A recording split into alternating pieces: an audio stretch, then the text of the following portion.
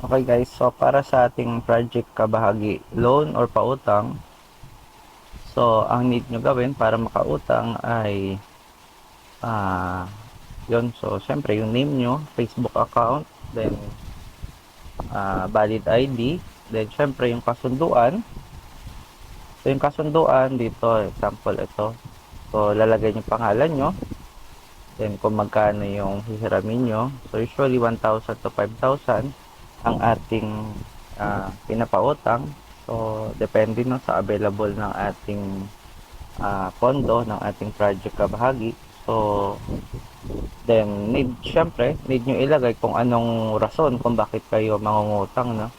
So tulad niyan, pambili ng uniform kasi guard po yan si Sir Andy. So yan, it's a valid reason kaya natin siya pinautang. Then yung name, so kahit pag nilagay yung kuya, lagay nyo Mr. Marlon Di Maunahan. Then ayan, then ilagay nyo, pwede lang ilagay nyo, babalik ko agad pag nakasweldo at may interest na 10% kada buwan. So usually pwede nyo ilagay dyan na kahit huwag nyo ilagay yung ibabalik, kundi ilagay nyo yung babayaran ko every sahod. Kung quincenas, katapusan ang sahod, ilagay nyo kung magkano ang gusto nyong ibayad kada sahod nyo. Then, syempre, may interest po yan na 10%.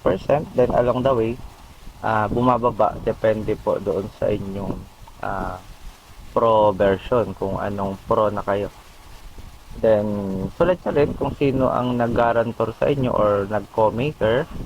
So, tulad nito, si Ma'am Emelita Di Castro ang nag-co-maker. Papirmahin nyo siya, isulat nyo. Then, lagay nyo rito naman yung perma nyo. Tapos, then, siyempre, pecha, huwag nyo kalimutan. Then, may time din na pwede nyo yung ID nyo, ipatong nyo.